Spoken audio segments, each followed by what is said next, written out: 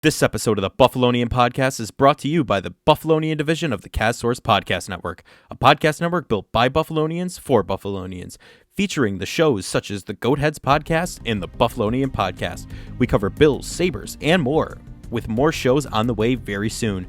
And the CastSource Podcast Network covers many genres including sports, business, mental health, marketing, and entertainment, featuring the podcast shows such as Sports Bring People Together, Limitless, Saviors of the Metaverse, and The Athletic Mindset. Learn more at castsource.com/podcast. And without further ado, let's get into the Bills, Sabres, hot takes, trivia, and more of the Buffalonian podcast. All right, let's go.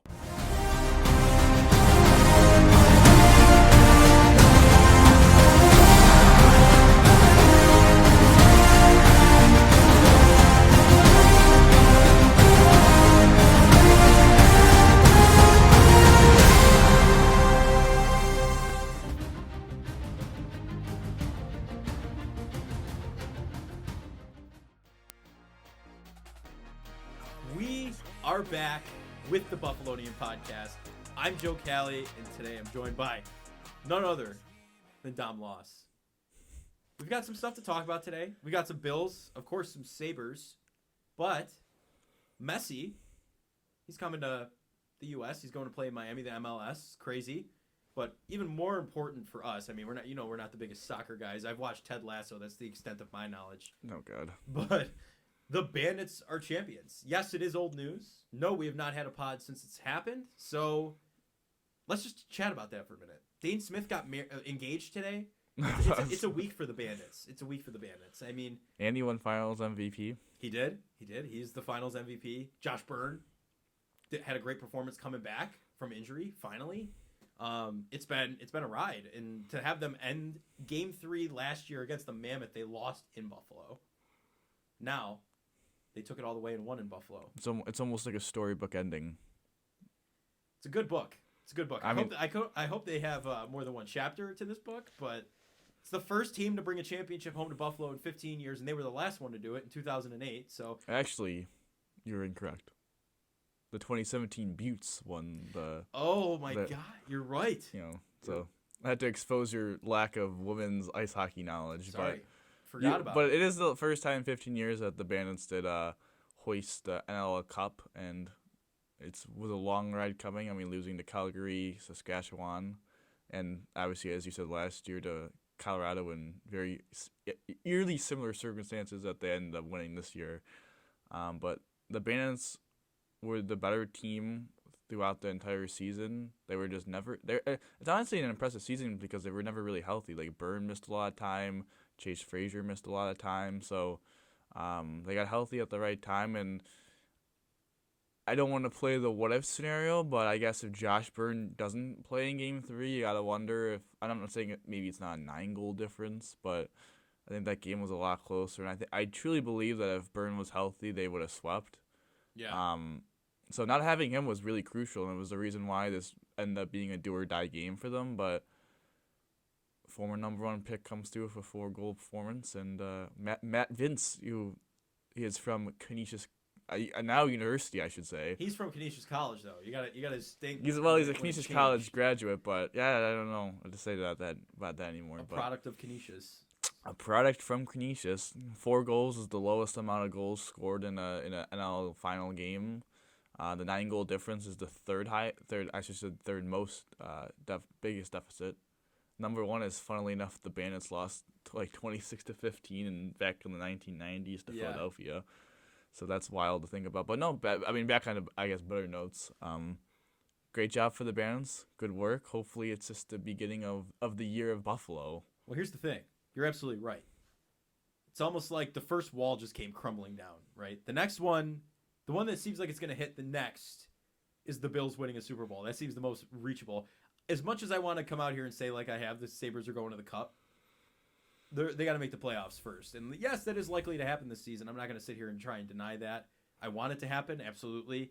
Carter Hart rumors are swirling. We'll talk about that in a little bit. But, no, I think it's the first domino to fall for the city of Buffalo, minus the Buttes, of course, as I was informed. But for professional sports teams And the NLL is a growing sport, and it's nice to see our Bandits really, that was sold out game 1 and game 3. The entire playoff run was. We went when they clinched the 1 seed against Toronto. That was a packed crowd. You know what I mean? Like they pull in a lot of people, and it's cool to see KeyBank that way because you don't very often for the Sabres. So it's exciting to see what playoff hockey will be. But 18,000 fans were in for the KeyBank Center. What's sold out for KeyBank? Do you know? 19 something.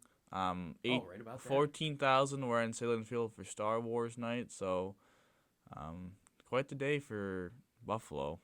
Quite the sports, performance with attendance. Yeah. Buffalo they also sports. have their championship parade. It's not really a parade. I wish it was. It's also lacrosse night at the Bison's game, so maybe they'll parade over to the not Coca-Cola Field anymore. Sorry, a flashback a couple of years to my childhood there. Salem Field now. Maybe they'll parade on over there after their party in the plaza to celebrate the championship win. The Bandits crowd's definitely going to get rowdy there. Can you imagine a Bills or a Sabres Super Bowl? I think it looked like Bruce Almighty when the city was burning down. When the Sabres won the Stanley Cup. What a reference, Bruce Almighty. But yeah, and it's gonna be exciting. I've never been to Bandits home opener, but I think I have to be there when they unveil the banner. Yeah. Oh yeah. There's no question.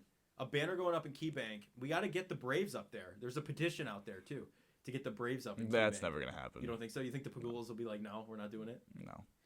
Anyway, sorry for one could dream at least. Crushing dreams here in the Buffalonian podcast. Good Lord! But before we move on from the Bandits, there is an announcement. There's you might notice something different happening on your screen here than there normally is. So I just want to point to the guy behind the glass, or more like behind the multiple computer screens here.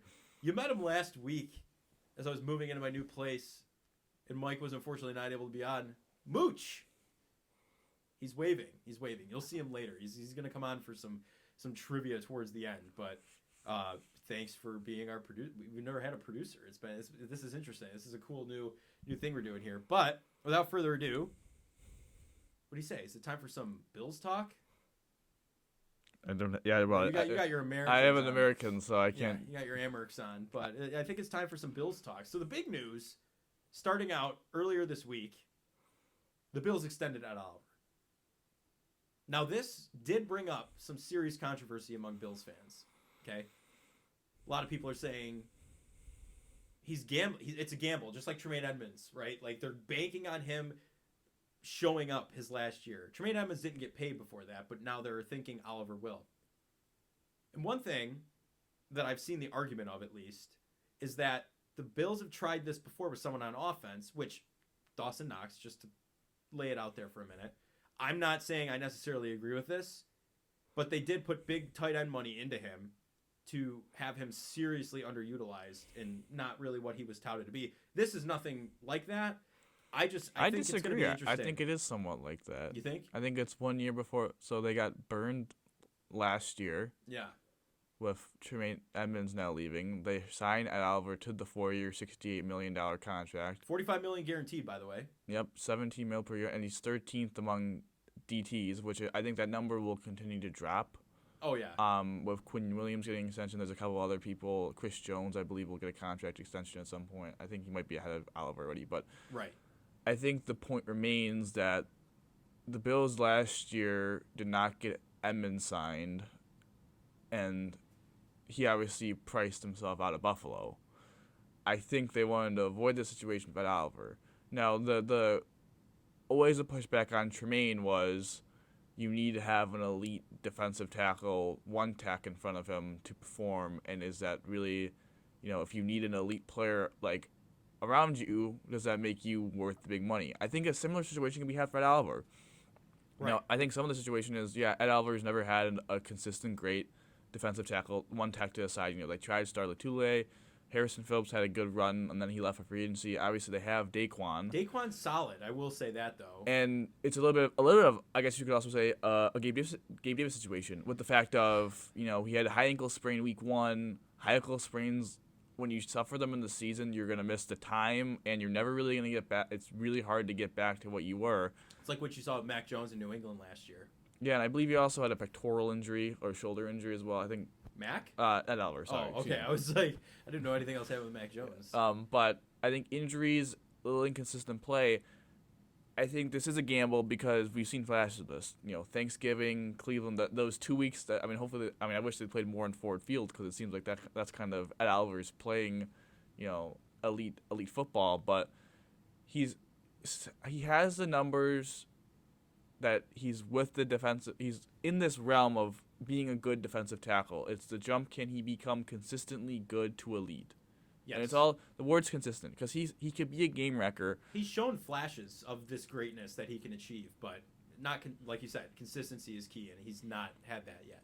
No, he hasn't. But he's been a guy that's improved throughout his time in Buffalo. The last 2 years have been his best 2 years, and we on tape he's a guy that flashes a lot and makes a lot of disruptive plays. Maybe isn't a guy that's always going to be on the stat sheet. I remember a long time ago, was it like sacks versus like pressures debate with Ed Oliver, and people were complaining about his sack. I don't think he got a sack till like midway through the year in 21.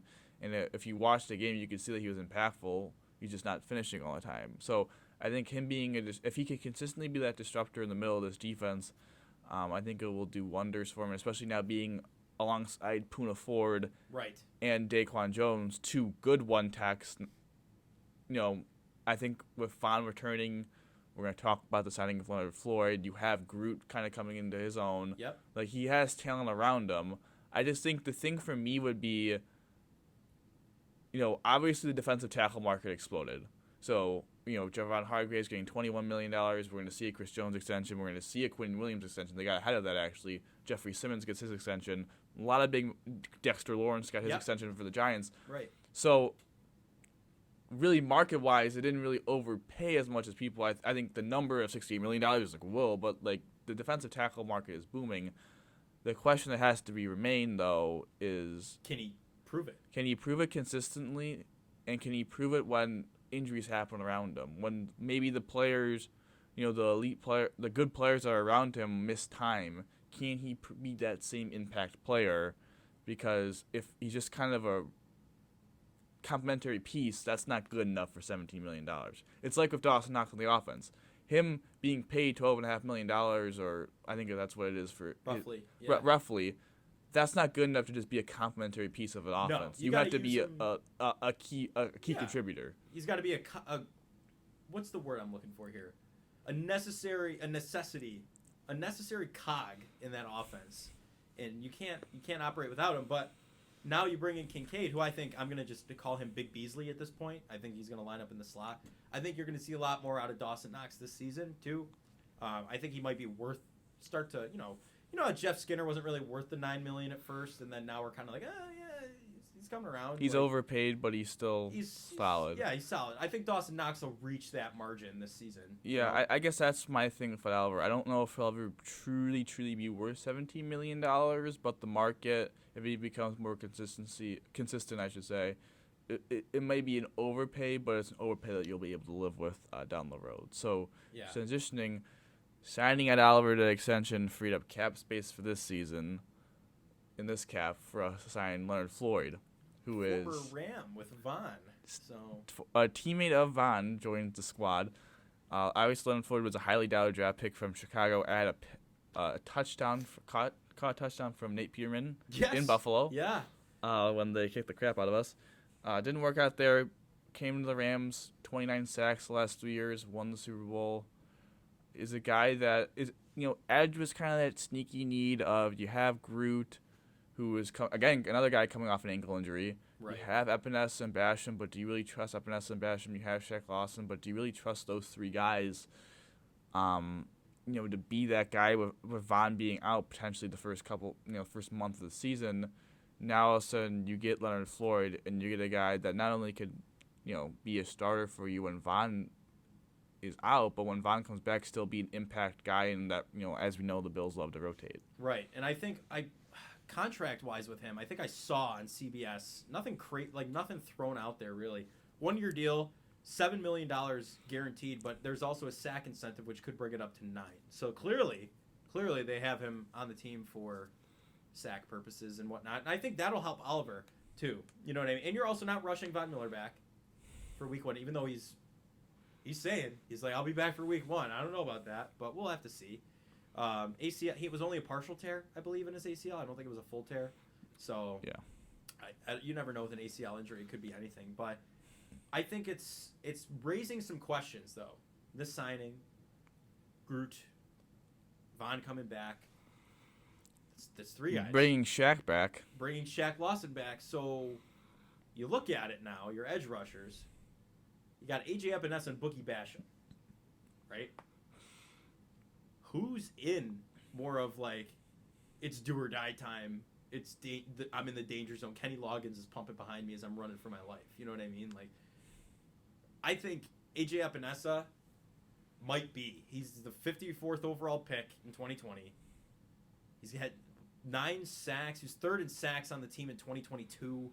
He actually kind of came into his own when Vaughn got injured last year. We needed that closer, and he did do that a couple times. I don't know, 32 solo tackles. I think. What do you think? Is he? It is the band of 2 draft picks that have not been worth their value. Yes.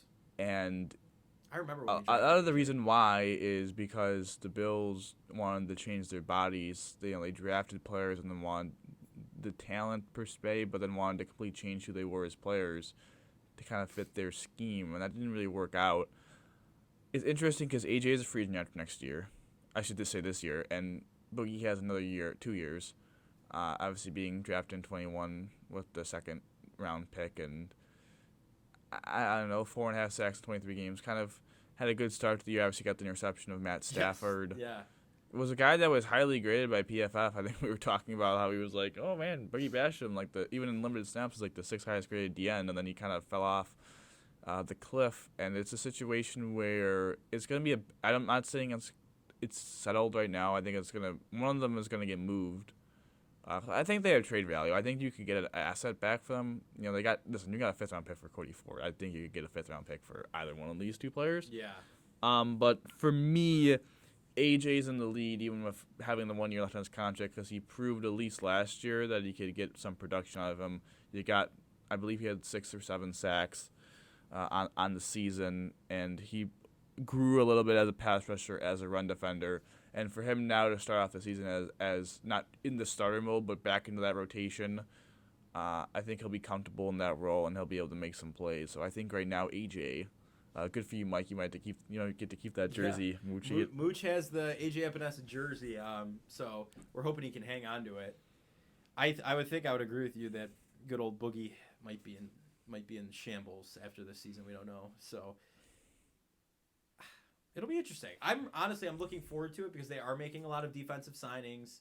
The AFC East is going to be so competitive. It's going to be interesting to see how this season really shakes out for a lot of players on the Bills, especially the defense. Like we mentioned, there's not a lot of people signed going into the next couple seasons. So it's going to be interesting to see who sticks around, who might not play in the new stadium, which, we'll chat about. We'll have some footage for it next time, but I just want to think for a second, okay? Brandon Beane's presser yesterday.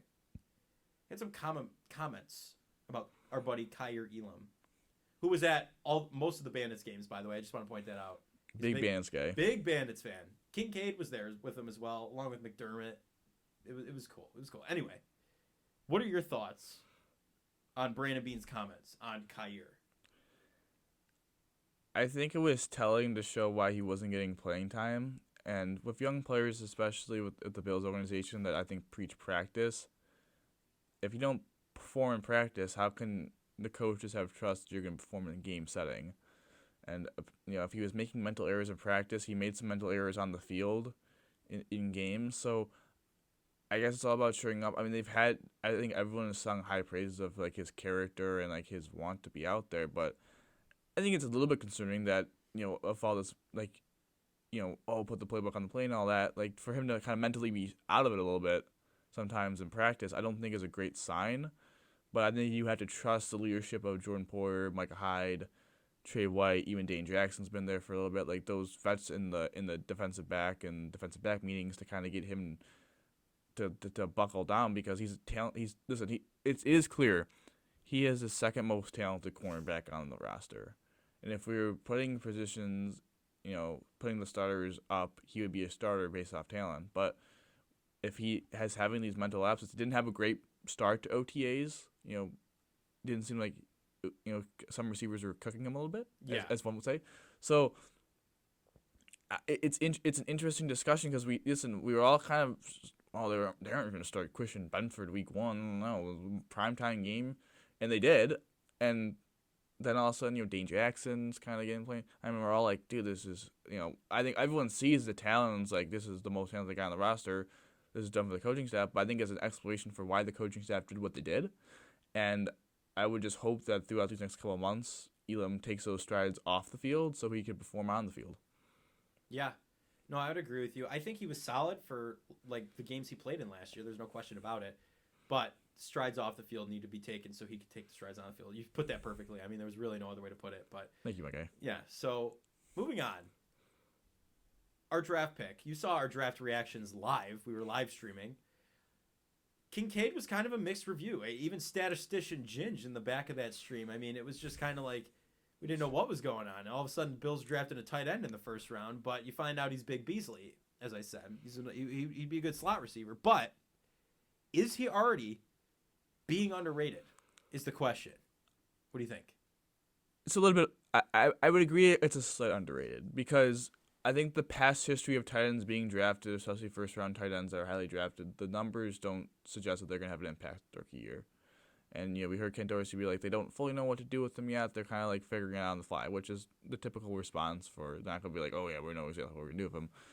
But a player with that level of talent and pairing him with an elite quarterback in Josh Allen, yeah, I think that's really the difference is having Josh Allen. We don't see a lot of rookie tight ends in Kansas City, especially with Travis Kelce. Like, there's not a lot of opportunities sometimes for rookies to play, tight ends to play with elite quarterbacks right off the bat. And for me, Kincaid's kind of that receiving threat. I think he's going to be involved in the offense. And I believe that he's getting underrated from the fact of maybe it's not him.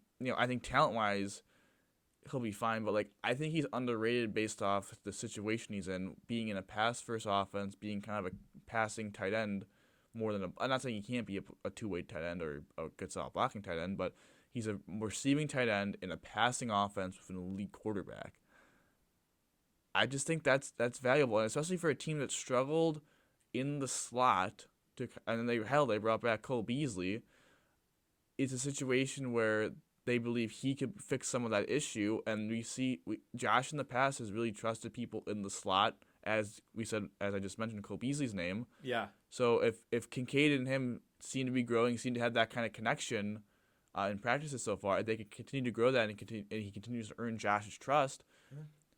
Josh trusts people in the the slot, and if Kincaid can own that role, I think he could have. I'm not saying he's going to have 1,000 yards. I'm not going to say he's going to catch 10 touchdowns, but 40 to 50 catches, I don't think is out of the realm of possibility. Yeah, it's really not. I think I would agree on the slight overrating that's happening because you're absolutely right. Underrating, sorry. No, I might overrate him a little bit for a lot of listeners out there, but you're right. Josh Allen is the X factor in this equation, right? You got to solve to find X. We found him. It's Josh Allen. And I think Kincaid, like I've mentioned already 3 times throughout this episode, Kincaid's going to be a slot guy, okay? He's going to be a big slot receiver, which is what we lost in Cole Beasley. So I think it's going to be more than a tight end position. And you, like you said, you already see what he's doing in OTAs with him. It's unreal. I think you're going to be surprised. You're going to see the Travis Kelce of Buffalo be born. That might be a little bit of an exaggeration, but you get what I'm trying to say. You're going to see a big receiving tight end who's running all over the field, alike to Travis Kelce in Kansas City. I think that's what's going to come out of this season.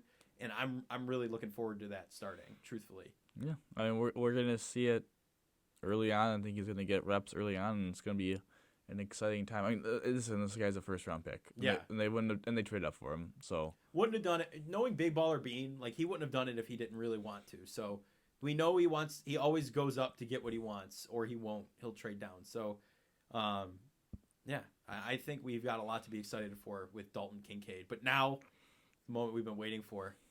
AFC East, most competitive division in football, some say. I don't know if I would agree. Sound like the AFC West of last year. That's kind of what the vibe I'm getting here. Like the Jets are like Denver. Oh, we got a veteran quarterback. We're contenders now. You know what I mean? Except they've actually beaten us in the season. I don't know. I'm not even going to get into that right now. We'll get into that later. It's time to rank the quarterbacks in the AFC East. I'll start. Josh Allen, absolute number one. There's no question. Okay? You cannot sit here and tell me that, Aaron Rodgers has won a Super Bowl, so he's better than Josh Allen. No. Has Aaron Rodgers been on the cover of a Madden game? I think he has. Has he actually? Madden 2000? No way. Okay, wait. Producer, we need this right now. No, I don't think he has. I don't think I think Favre has, but in a Jets Favre uniform. has. Yeah. No, yeah. I don't think Aaron Rodgers. No, he is not. He is not. We've just gotten confirmation. He's not. Josh Allen's on the cover of Madden, which we'll talk about in a few minutes here. Automatic one-up. Okay. Tua turned the ball over. Enough said. I don't need to say anything else about that. And then Mac Jones. New England's social team is literally editing videos of him passing in OTAs. Like, the ball was going a completely different angle, then all of a sudden it's in the hands of a receiver. And I'm like, okay, we see what you're hiding here. But we see what kind of game you're playing. Exactly. It's Belichick. So I truthfully think, going through it one more time, just to run through. Josh Allen, number one. No question. Aaron Rodgers, number two, yes, most experience. I think he's better than Tua, which is where you and I disagree, I know. So I think just... Thanks for spoiling my list. I know. I really appreciate it. Spoiler alert. I think that... There's my list. Yeah, well, I'll let you go, and then we'll chat. Well, I mean, Josh is easily number one, and I think Mac Jones is easily four. I think Mac Jones is interesting just because of the switch to have Bill O'Brien now and him having an actual offense, but I still don't know really what you're getting with Mac. I think Mac Jones could be a borderline, playoff quarterback for you. Yeah. So even him at four is really not. There's really not truly a bad quarterback in this. I have Tua ahead of Aaron Rodgers. I think with Tua, it's all about staying healthy, and if Rodgers, to me, I think Rodgers just has an incredibly lower floor than Tua for this season, where I think it could go bad, and I think it could go Russell Wilson bad. You think so? So I think do. They're the Broncos of the AFC East. You think they're the Broncos of last year, I should say. I don't know if they're the Broncos of the AFC. I mean, yeah. I think there's potential for it. Well, here's the thing. If you look at the AFC West and AFC East, Bills, Chiefs, right? Top dogs, have been for the past few years. Broncos, Jets. Got a veteran QB. I'm talking last year's AFC West. Got a veteran QB. Think that, let's do it. We've got it, right? And then you've got the Dolphins and Chargers, young quarterbacks, teams trying to figure themselves out and their coaches are getting them farther into the season. And then you've got Raiders and Patriots. I mean, there's no question there. They're pretty much equal. Josh McDaniels from the Patriots, not really doing a great job, but they're a pretty good comparison. Last year's AFC West and this year's AFC East. The hype going into the season, I should say. I just look at, yes, Rodgers won back-to-back MVPs just, a couple seasons ago, but for me, I just don't trust part of my ranking I feel like has to come on like who is around you, and I just don't trust Nathaniel Hackett to save my life. And yeah. I just think he did good with Rodgers though. But having Mike McDaniel being your play caller versus Nathaniel Hackett. Now I know this is a quarterback ranking, and someone's gonna say, "Oh, talent wise, yes, Aaron Rodgers is number 2." But again, this is like the Kyrie Irving debate. Like I think ranking people off talent. Like I think you have to think who is going to play better this year and have a better year. And I think context does matter a little bit into that. And I trust Tua to perform better with Aaron Rodgers. And I think Aaron Rodgers again has the potential to have a Russell Wilson type year of first year out of Green Bay for spent 16 years in Green Bay. Now he's going to be in the limelight of the Jets, where every New York media. This is in Green Bay, where there's in Wisconsin, middle of the tundra in Wisconsin. Like this is the New York media, and we all know Rodgers doesn't always fit well with the media. And if they start off slow, we're gonna pretend that the media's not gonna turn on him, and he's not gonna be become Rodgers. So I think with me, it just becomes of who would I rather have for next season? Would I rather have Tua or rather have Aaron Rodgers? And I would rather, if I could just pick one, I probably would rather have Tua, because I think you could build, like Miami has, an offense around his strengths where it limits his weaknesses. And we saw him last year have a very productive season until he had concussions. like scary injuries, but I believe I just have more faith in Tua than I do in Rodgers right now to have a better 2022 season. Yeah. 2023 season, excuse me. I can see it. I can understand. And Tua was better in 22. So yes. I can understand where you're coming from. I can. Looking at it team-wise, yes. I looked at it the other way you mentioned, just kind of talent-wise, like, okay, like, we're going to rank him talent-wise. But well, talent's not everything. And it comes down to, like, would you rank Justin Herbert above Joe Burrow? They're very different kinds of talent. But would you rank Justin Herbert above Joe Burrow? No, I would not, because that's what I'm saying. Yeah. But then, because, like, I don't want to get into the whole Waves AFC debate, but Justin Herbert is more talented quarterback than Joe Burrow. I don't think anyone would really truly disagree with that. No. Just based on more of a gunslinger. Yeah. Arm talent, just the whole athleticism. Like, Justin Herbert tops Joe Burrow, but I think Joe Burrow is better than Justin Herbert. He's a more of a pocket passer, but he's played better. You know what I mean? Yeah, so I think that's where the line gets drawn of talent versus actual production and playing ability. Yeah. It's the reason why like Brock Purdy and Trey Lance, like, just talent sometimes doesn't mean you're better. Just because you are more talented quarterback does not make you correlate to making you a better quarterback. No, right. First round pick and Mr. Irrelevant.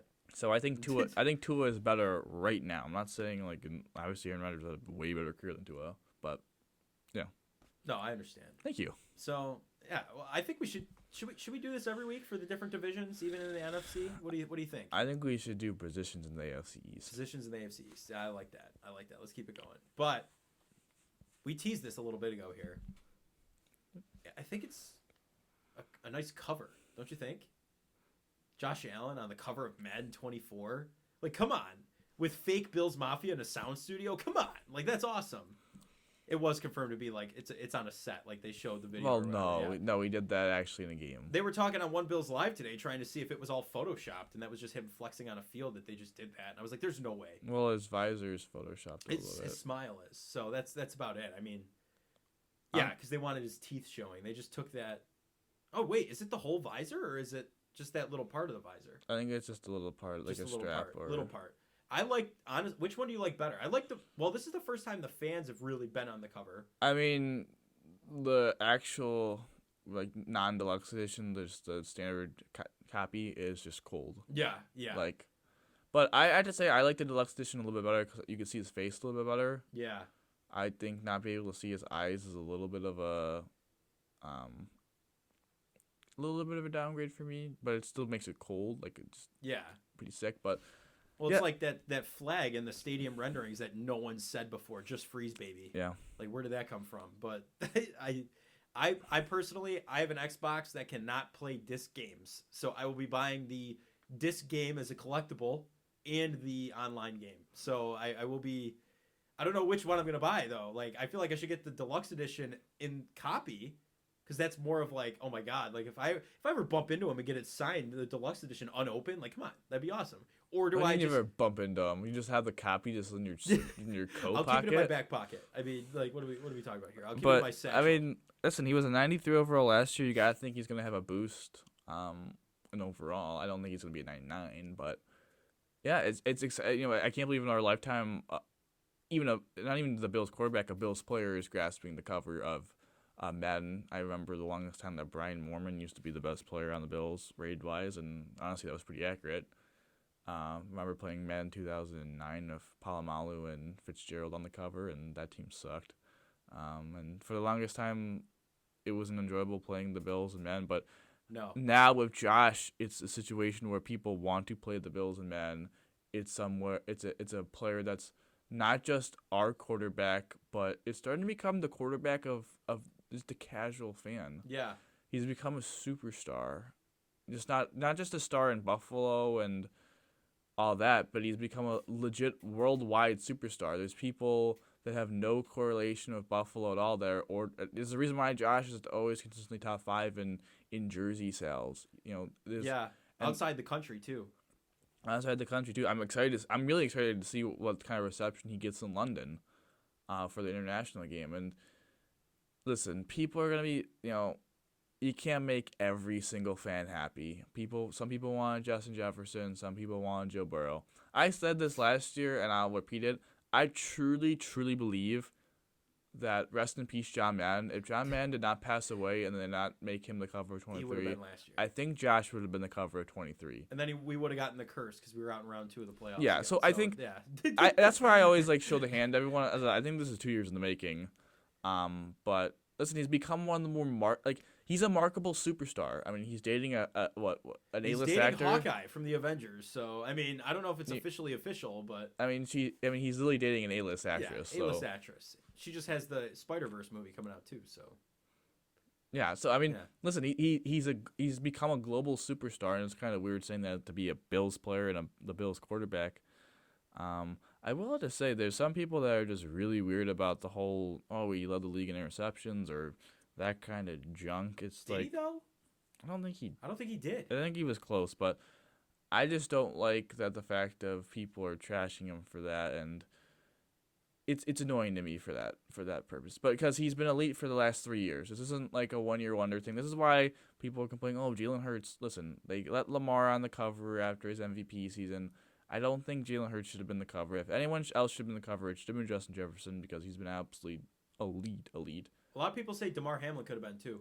No, I don't believe that. DeMar could be like, you know how like you go into the game and like there's like the backgrounds. Yeah. DeMar could be a background. Yeah. I don't listen. The DeMar Hamlin situation has turned into a terrific story, but the beginning of the story was traumatizing and terrible. Yeah. And I don't. I don't know. To me, it wouldn't seem right. You don't want to overdo it. I got you. Overdo it in that situation, but I mean, I'm excited. I'm gonna buy Madden for the first time in a couple of years. Hopefully, the game is good, but this is their make or break year. They said so because they got Maximum Football, the free to play one, coming out as competition. So they're releasing a month early. You really would care about Maximum Football, but I am gonna download it. It's free to play. You gotta try it, and it's physics based, unlike animation based Madden. But we'll see. They have NCAA coming out this year too. I think the NCAA actually puts some more pressure on them. But again, it's cool. It's unique. This is just something that I never thought would ever gonna happen. So, really cool. Yeah, it'll be awesome to see. We'll get some copies. We'll have them, as you saw on here already. They're looking amazing. So we're gonna roll into some Sabres coming up here. But before we do, I'd like to bring up the Sports Bring People Together podcast. You should listen for entrepreneurial conversations with those in sports, and who knows where the chats will take you. But sports got us all here together in the first place. Find the show wherever you listen to your favorite podcast, or simply visit sportseplus.com.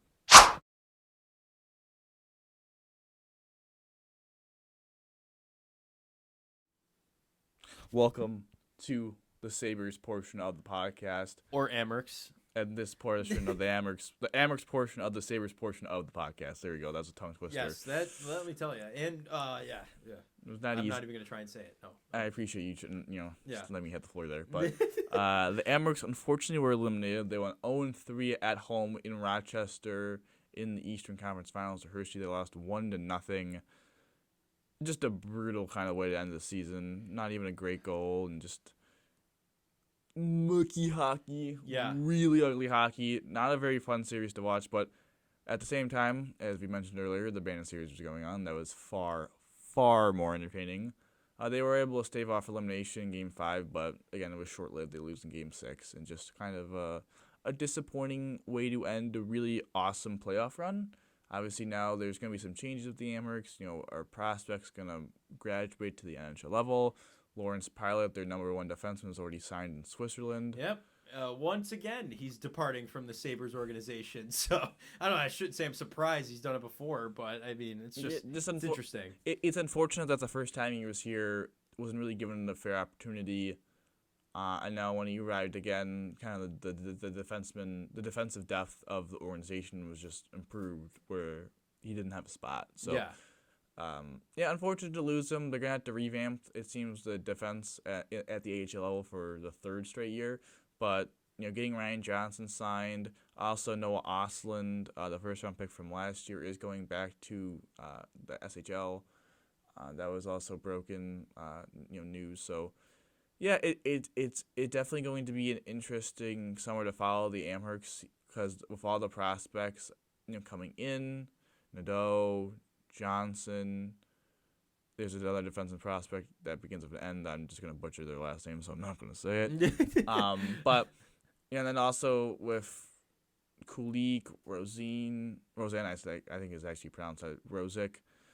There's just a bunch of different moving pieces that are they going to graduate or not, and there's a potential for this Amherst team next year to be a complete juggernaut. I remember going into this year, we talked about how we thought the Amherst were going to take a step back because we're like, well, UPL might be up.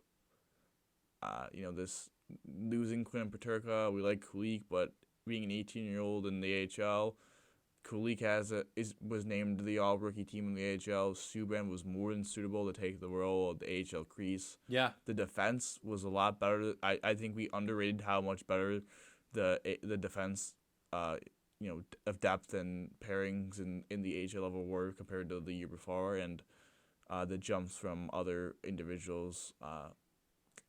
Helped the squad get farther than last year, and hopefully next year they could, be a little bit better where they can get a bye and maybe not. It just seemed like they kind of ran out of gas a little bit. So if they have a better regular season and the engine was stalling at the end of the season, especially a 1-0 game. Like, come on, like that's how you go out. Like that's horrible. But yeah, definitely a tough way to go out. But transitioning now, that was our last Amherst portion talk of the Sabres portion of the pod for probably a little bit, So transitioning now to the actual Sabres portion of the pod. Did a little tease on this earlier. A little tease with Carter Hart. The rumor mill. So this is news as Philadelphia made a three-team trade involving one of their top defensemen, Ivan Provorov, to Columbus, and then they got assets from the Kings. Basically signal that they are going in full rebuild mode under former Sabre Danny Briere. And then immediately after that three-team trade gets announced, there was news that while a trade isn't finalized for Carter Hart, they're I'm not gonna say star goaltender, but their starting goaltender, they are looking to potentially move him, and there's been extensive talks. And then immediately, I feel like this is gonna happen with every goaltender that the Sabres are gonna somehow find their name. This is kind of like the Bills for the longest time were always. Still, even with the D-Hopper rumors, I guess you could say, always a team that always seems to be involved. Like, Derrick Henry's available. Yeah, it feels like for goaltending this season. I mean, this offseason, anyone that hits the market, anyone that talks about potentially being traded, it seems like every Super Bowl is going to be the Sabres. So obviously, this is a highly doubted prospect. Was drafted in the second round in 2016. Yeah, has really had an up and down career. Is I believe RFA after next season. Under $4 million cap hit, has played over 200 games, has a .906 save percentage, and this is a guy kind of a little bit like Devin Levi, was kind of thought to be a savior, and had a really good rookie year, and then had proceeded that to have two horrific seasons. Right. And last year he was, I believe, the 21st best goaltender in cards of like the analytics. So he's a guy that's had a good year, an average year, and two pretty bad years, and. Listen, he's 25. He's young, where it's a situation where maybe he could build on next year. He's not a very good penalty-killing goaltender. Yeah. And maybe people believe that was situational based with the Flyers. Obviously, the Sabres had a real problem with the penalty kill in their own right. So I don't know if that is going to get better under the Sabres, but who knows? I think maybe his 5-on-5 goaltending could be an addition. So I guess the question would be like, what would you be willing to give up for Carter Hart, and should this be an avenue that the Sabres pursue? I think it's interesting, all right? Like, I've chatted with a couple people about it the past couple days. If Philadelphia, if they're in the market for more of a backup, you know what I mean? Like, UPL might be on the trading block, Like, if they goalie for goalie, you could maybe work something out there where we're looking for our, a more consistent goalie to go with Levi. We're going to take a gamble on him. Luukkonen has shown hot flashes. Maybe you could get something for him and someone else. You know what I mean? Like, Luukkonen's last start last season was against the Flyers. Right. And they've seen him up close and personal. I don't think it'd be a bad move because maybe Middlestat. He's had his trade value is up to here right now. His trade value is high, and You're right. Okay. Come on, like you know it. Like you could package Luukkonen and someone else on the team, and then you've got Levi, and then you've got Carter Hart. Like, how could you not like that? Like, that's perfect. Well, there's a couple of things. I actually don't like the move. You don't want it to I happen? wouldn't do it, and there's a couple reasons why. One, I don't think they'd be interested in having a goaltender back in return. They just got Cal Peterson, ex-Sabres draft pick, ex-Notre Dame, Notre Dame alum. They just got him in kind of a cap-dump situation from the Kings. They have another younger goaltender that I think is going to get NHL time. I just don't think they have a space for another goaltender. So then it's like kind of, I guess it's what you said, like, what else could they offer? Like, Middlestad's name would probably pop up. The 13th overall pick would probably pop up. I'm not interested in doing a first-round pick. Maybe not. And then they would probably want a second-round pick, and then it'd be kind of like, if we're not going to get a first, we want a second and a good prospect. So do you think we run with Luukkonen and Levi next No, year? well, God, no. God, no. Just not Carter Hart. I'm not saying that. I'm saying that I don't like the Carter Hart option because I think a lot of the appeal of Carter Hart is a guy that has had consistency issues, but now may have found his gotten through the mental block and is now potential to be an elite saving goaltender, like an elite number one goaltender potentially. I don't think that's a guy that Sabres need. I think they have kind of, I'm not saying Levi has a mental block or whatever, but Levi is the guy that's going to be potential to be an elite goaltender. Right. And do you take two gambles of having two young goaltenders? I don't think that's necessary. I think the Sabres kind of needed more of a guy, like, I'd be more intrigued to give assets for Connor Hellebuyck than Carter Hart. Or sign a guy like Freddie Anderson, Antti Raanta in the offseason. Like, more of a guy who's, like, in their prime, but is a veteran, and I know what I'm getting. I don't know what I'm getting for Carter Hart. You know what I mean? Like, I could trade for Carter Hart, and he could go back to old Carter Hart and just be trash, and all of a sudden I've traded... You're going to have to trade some decent assets. Like, Philadelphia's not just going to give a 25-year-old goaltender away who doesn't have a bad contract. Like, they're not just going to give him away for free. So I think that would be the situation for me where it's like I just don't see the value in trading for a guy that you can't bank. I'm not saying you can bank on anyone being for a sure thing, but he's definitely far from it.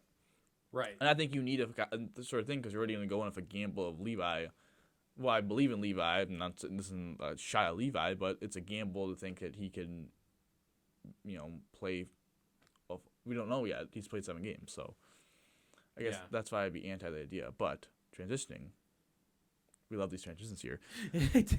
Buffalonian. So there's been rumors that an 8-year contract around roughly $10 million per year is being reported that seems likely that he'll sign on. So it's important to note that none of this can be official till July 1st. So we're still probably a month out from really getting this news. Yeah. But just kind of the update for the extensions for the elite defenseman, Power seems to be that they've broken ground as they did with the new stadium and for the Bills, but there's still a long way to go with that negotiation. Well, it looks like the Dahlin negotiation is pretty much at the point where it's done. It just has to be maybe final stipulations and all that. So it seems like it's going to be 8x10. There's definitely a guy that I think is worth a $10 million contract. Someone did say on Twitter, which I'll disagree. I'll push back a little bit, which is like Dahlin is like at the tip of the iceberg of his talent. Let's make this abundantly clear. I feel like he's into it. Dahlin literally just had a top 5, top 10 defenseman in the entire NHL season. And sure, do I think he could be maybe a little bit more consistent, win a Norris? Sure, but that's not. This dude just had a 70-point season about there. So I'm not saying like he's at his peak and it's at his ceiling, but he's definitely not tip of the iceberg. Yeah. That's Owen Power. No. Owen Power is at the tip of the iceberg. No, he gut the Titanic easy. Yeah. He's not just the tip of the iceberg, Yeah. So I feel that's a little too. I don't want to say optimistic. That's a little too Homer. Yes, exactly. Homer Simpson. You're acting. That person's acting like he's got his entire career left in front of him. No, he's been cooking for a little bit. Well, I don't know if it's like acting like he's going to be like a 120-point defenseman. No, it's never. It's like, no, dude, like a 70-point defenseman that has an elite two-way game, I think will be what Dahlin ends up being. But I think if he would be more consistent and has stacks a couple of years on top of this, he could have a very similar type of season he did this year and win a Norris. It just happened that Carlson just kind of went off. Right. So, listen, very, very excited about this. This is, to me, the future captain of the organization. Obviously, with Oposo signing on for 1 more year, but I truly believe after Oposo retires, I think I would bet heavy money that after next season he will be. I believe that Dahlin will be the captain of the organization. You think so? Yes. I think Tuck will. I disagree with Tuck being the captain. Why? Tucky embodies everything about the organization, though. You're right. He won. I believe it's the Rick Martin Award. Yes. I disagree with it because I think Tuck is like a hype man, which I'm not saying he can't be part of the leadership, but I don't know if he's captain. Like, I just think Darlene's kind of. You think he'll have an A? Darlene's kind of been the guy that's been through all. Pardon my French here, but been through all like the shit. Yeah. And like, I think you kind of need like your face of the your captain, who's gonna be the face of the franchise, not only to be one of your like premier players, but also be the kind of guy that embodies that. Hey, I rose some literally rock bottom with everyone. Yeah. I got Krugered and I'm here now. Yeah, I got neutered and I grew my balls back. Yeah, like, exactly. That's that's what we need. Yeah, I mean, you're not wrong. I think there's truthfully, Darlene probably will. He's got an A already, and he's, like you said, he's been through the shit. He's dragged through it. I mean, that guy, he's resilient. He's still on the team, so I don't know. It's interesting, but what do you say? Is it time for some player grades? I know you did them last week alone. Or did you, Mooch, did you do them last week? No? No, it's just me, myself, and there's a third person. Oh, wait, it was I. Oh, I see. How do we feel about, do we want Mooch to come in and give a third opinion? Do we want the producer? Do you have a third setup ready to pop on? I can get one in like 2 seconds. Yeah, get it cooking. Get it cooking. Is that all right with you over there? Get the producer. Yeah, I just want to mention one thing very quickly. I know. Yeah, while he cooks Mooch it has talent shots, but I'll just add to the last point before 2 points really. One, Vegas is up 2-0 in their series against Florida. Yes. That series seems to be kind of just Vegas at this point just has so much more depth than Florida. At this stage of the game, 4th round, it's starting to come. And then Sabres Fan Fest is going to be returning September 16th on Saturday. It's the day before the Bills home opener against Vegas. So cool. If you want to make a double Buffalo sports weekend, I've been to the Fan Fest a lot. It's an enjoyable time. You get to meet a lot of players. I saw Jack Quinn's signature, saw UPL, Turka, heard from Darlene and Oposto. So it's a really cool time. I highly suggest, especially if you have kids. It's just a cool time. Yeah, so. Introduce them to the players. It's cool. Get them involved in the Sabres organization. So our player grades for this time, as we've kind of gone through, it's line by line. But now, since we're at the end of the year, I didn't even add Hinestroza. I honestly kind of completely forgot about we were going to do that. But it's Vinny. the 4th line plus the 13th forward, which is Yost in this case. So it's the Oposo, Gergensons, Krebs line with. I feel like Yost has to be included. So. Yeah. No, absolutely. I agree with you. So. Thank you, Mooch. If you're ready to pop in. Alrighty, it is time for some player grades, and we're bringing in the producer for this one to get a third opinion. Mooch. Hi, everyone. We got him. All right. So, first player on the board, the captain. Oh, my captain, Kyle Okposo, returning for another season. Solid season. 4th line. All right. 4th line center. I'd give him a B plus. I don't know. Like he's great leadership wise. There's no question about it. But does he provide the most exhilarating skating on the ice? No, by any means. But I would give him a BB plus. Yeah, I would agree. I think it's more BB minus than B plus. Sorry, I'm a positive guy. What can I say? I mean, that's optimistic as one would say, but 11 goals, 28 points in 75 games was a good elite. I shouldn't say elite, but was a good defensive forward in his minutes. Obviously, the leadership was his main quality. Just felt the offense was a little bit lacking this year, and I think from coming off a 20-goal season, that was a little bit disappointing, but kind of maybe expected. So. Again, it was above it for a 4th liner. Having 28 points is solid. Having the leadership is solid, and he put up good defensive numbers. So, yeah, I just think B is a solid grade. I mean, I'm gonna go ahead and give him a C plus. I guess I'll be the hater here, and do some variation. This is why the producer.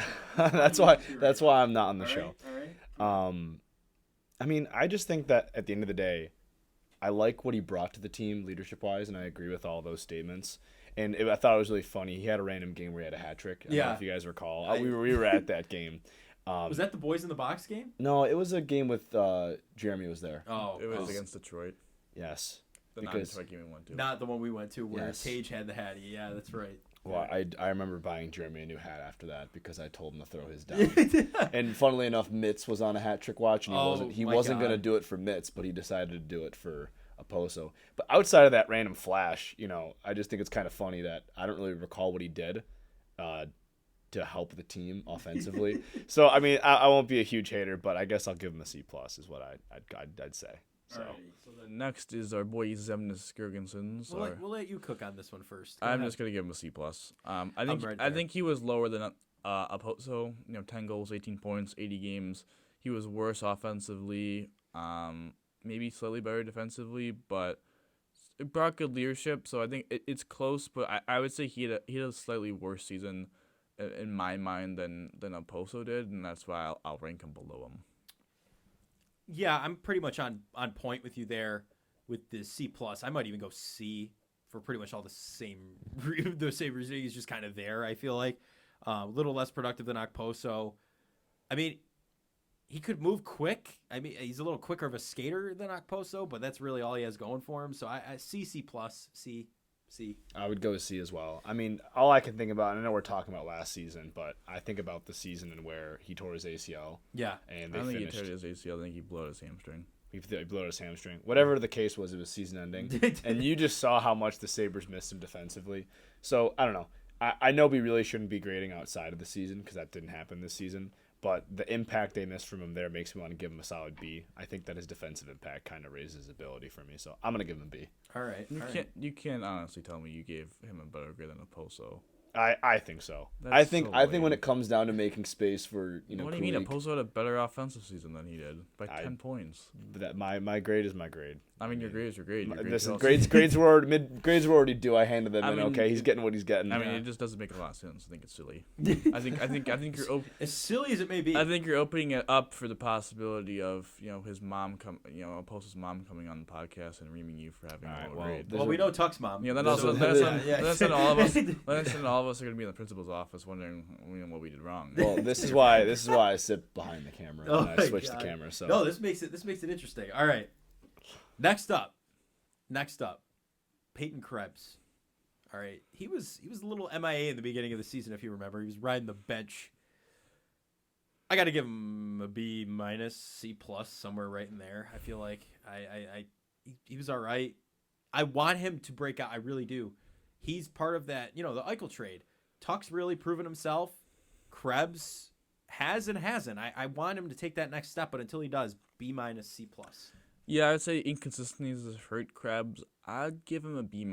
I think it's because last year, going into the season, I think there was real, I don't want to say fears or whatever, but there was doubts whether this dude was an NHL player.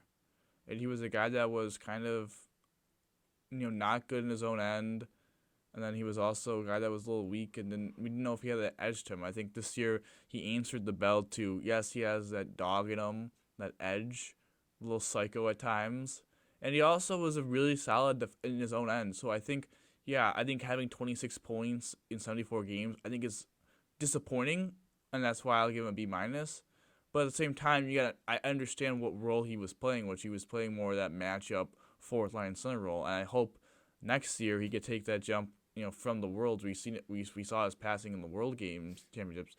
I hope next year he's kind of a guy that's going to be like that third line center that's still kind of that defensive matchup center, but now gets maybe that 40-point a season kind of guy, half a point kind of player, because I think he has another step offensively, but the fact that he took such a massive jump defensively this year and just mentally, I believe also he took a massive jump is the reason why I'll give him a B-.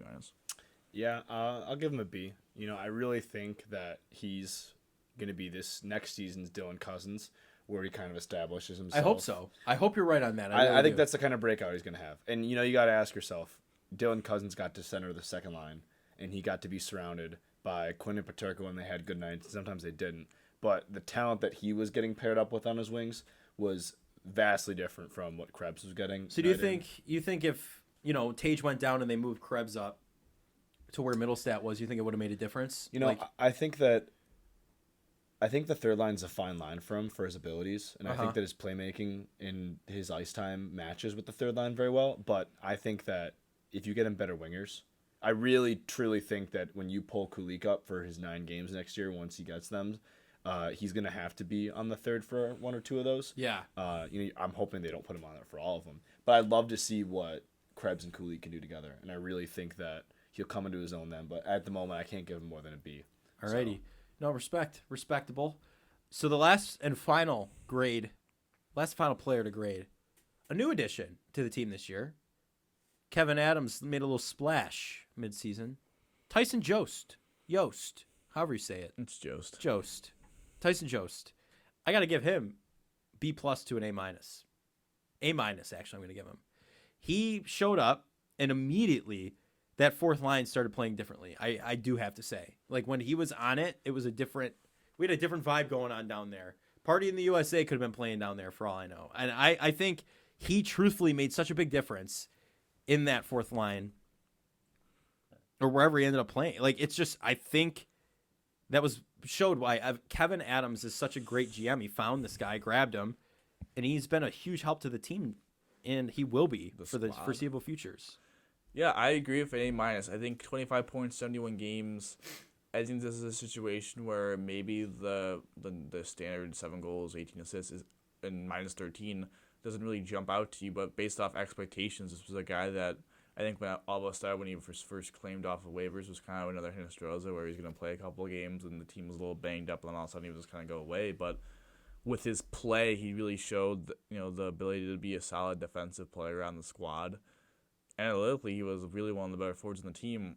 My concern would be, does he have a spot on the team next year? And are they going to qualify him? Is this going to be another kind of little bit of a Diamond Coon situation where they don't qualify him? I don't know. I'm a little concerned about that. I would bring him back. I think he's shown the ability to play even if he's your 13th forward. I think he would be overqualified for a 13th forward role. I think he should be in the starting 12. But yeah, A-. I thought he had a really good overall two-way season. From the struggles he had in Minnesota, especially now having another. He's a little bit like Greenway. I think him being on the squad for full offseason, I think he's going to even be improved upon next year. Yeah, absolutely. Ooch, what do you got? Yeah, I don't mean you mentioned Greenway, right? And one of the things about these grades is I don't want to decide my grade based off of another player, but you look at the additions the Sabres made when everyone kind of felt like, we're having a really good start to the season. Maybe an upgrade here or there would be helpful. What does Kevin Adams do? And he has Jost and he gets Greenway. And just for me personally, I like Greenway as a player, but I didn't love how much Don Granato was committed to him for how little he was performing. And so the way I look at it is I view my opinion of Jost based off of how much more he did than Greenway. Yeah. So I would give him an A- only because, for what they gave up for Greenway compared to Jost, it makes me happy that Jost showed up a little more. At least in my eyes, I really thought he was more valuable of an asset. So I'm going to give him an A-. So do I hear a unanimous A- for Tyson Jost? I think we all agree. Is that what I'm hearing right now? Okay, let's go. Your ears do not deceive you. All right. Well, those are our player grades for this week. We got a couple more to go, right? Defensive pairings coming up in the next couple of weeks. So that, I think that's going to do it, right? What do you say? For the Sabres topic on today. You already mentioned the Sabres Fan Fest, correct? We're gonna skip over that. Yeah, we mentioned the boring cup final, so I think it's time for us to go into the Would You Rather. The fun stuff. I have both the Would You Rather and the Past Their Prime Hall of Fame. I got gypped on the last Past Their Prime Hall of Fame. You can help me out with that this time. Do you remember the last one I did? No. He plays for he's a free agent. Oh, Joe Thornton. Yeah, I'm not gonna do that. It's just not relevant enough. He's a free agent. No. I think so. All right. Well, Would you rather? We're gonna start with Would you rather. Would you rather? Let me find it. Go back to where I was here. Doesn't even have it memorized. Elite. No, I don't. Would you rather? Okay, so we've talked about championship games before, right? Yeah, we have. We've talked about scoring the final goal and winning the Stanley Cup. We've talked about throwing the last touchdown in the Super Bowl. I'm gonna use the Super Bowl one again. Oh God. All right, but bases loaded. You're down by 3 runs. Game 7 of the World Series. Grand slam, walk off grand slam, or throwing the final touchdown in the Super Bowl, the game-winning touchdown that puts you up enough to win. Oh, That's the real question. Me personally, if I may just chime in for a moment. Just answer your own. Would you rather? Maybe I will. The baseball one is so much more appealing to me. I'm gonna be 100% honest with you. I had the opportunity to hit a grand slam, or I do hit a grand slam. You do. It's guaranteed. Oh, then it's easily that one. That's gonna be remembered for history. Over the, say Hail Mary, Minnesota Miracle, but in the Super Bowl, like that kind of a game. Oh, then that one. I'm sorry. Over a grand slam in the World Series, really? I mean, 100 million people. What do you think? 100 million people are gonna. We're just get mucho degree. I mean, you're 100 million. I thought you meant like. I'm trying to think of a good. I know. You know who caught Eli Manning's touchdown to beat the undefeated Patriots? No. Yeah, Plaxico Burress caught a touchdown with like 35 seconds left. I thought you meant like that situation. No, I meant like a big play. Nah, I'm doing the touch. Dude, 100 million people watch the Super Bowl. Baseball is going to get some more viewers with the rule changes and stuff. Still, 100 million people watch the Super Bowl. I think for that kind of question, I think you have to ignore the premise of how many people are watching. Yeah. I think you have to talk about you got to talk about the principle of what you're actually doing. Exactly.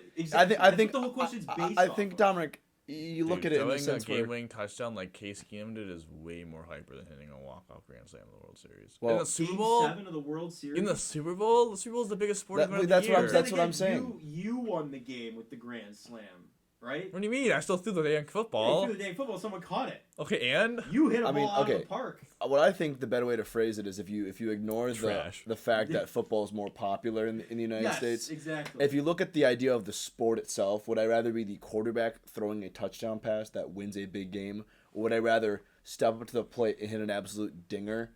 Like Roy Hobbs in the National. Dude, you're talking about a near helmet, like a 60-yard touchdown with no time remaining. What kind of touchdown is it? It's that. It's not like you just throw the touchdown for like 20 seconds ago. Well, I mean, I guess then I would pick the touchdown. If it was Minnesota Miracle level, I don't think you can deny that. However, think about the grand slam, right?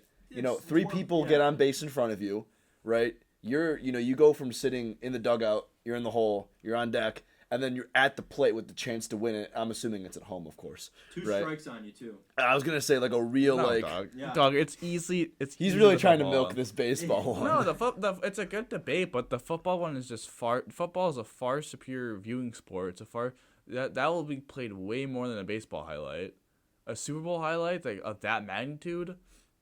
But, like, say, Aaron Judge. Right, he was all over ESPN. I don't talk. You guys remember? Oh yeah, when they did like the cut-ins. Yeah. They would cut into college football games and tell me about Aaron Judge's dingers. Yeah. Yeah.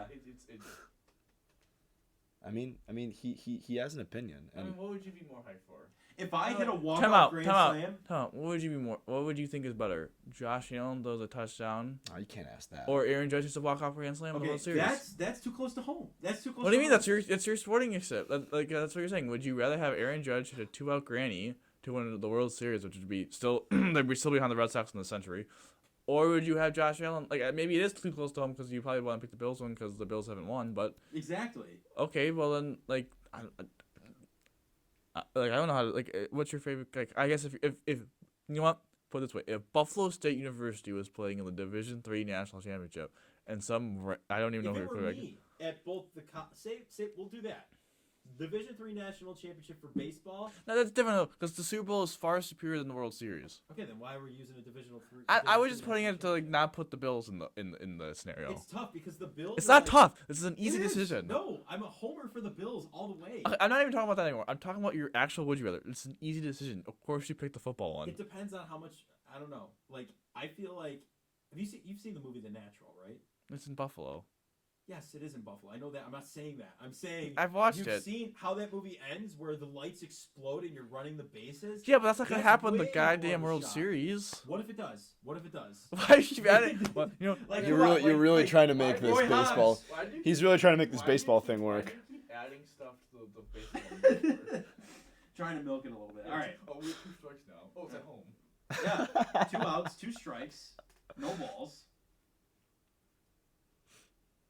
I don't know. Go with your past Prime Hall of Fame. All right. It's time for the Preston Prime Hall of Fame. He's recently been signed in the NFL. Okay. God, Leonard Floyd? No, not Leonard Floyd. And Oliver? And Oliver? Oh, I was gonna say Cameron Randall Cobb. Oh yeah. Randall Cobb's an easy one. Yeah, it is. He hasn't produced since 2014. Yeah, Randall. He has not produced since 2014. Randall Cobb's in. Sure. What do you think? So okay, you got to remind me of the segment. So I'm supposed to say. You got to vote. There's 3 votes. Okay. and we got if I say no, he says yes. We need a tiebreaker. No, it's unanimous. Yes, it's unanimous. Would you say Well, it yes? doesn't matter for if Randall he's. Cobb? Yes, that he's past his prime? Yeah. Oh, totally. Okay, absolutely. All right. It wouldn't Okay. matter if He's in. he It said wouldn't no. have mattered anyway. It wouldn't have mattered, but he's in. Look at that. Randall Cobb, a new inductee. Again, we need to make a graphic for it. We'll talk after. For Randall Cobb? No. The past their prime list. Oh, Like, I'll do Hall like of a Fame. vote. I'll make a voting thing. Yeah. Dude, that'd be so funny. Yeah. Alrighty. We got some trivia. Producer Mooch, Awesome. take us through it. I'm looking forward to this. All right.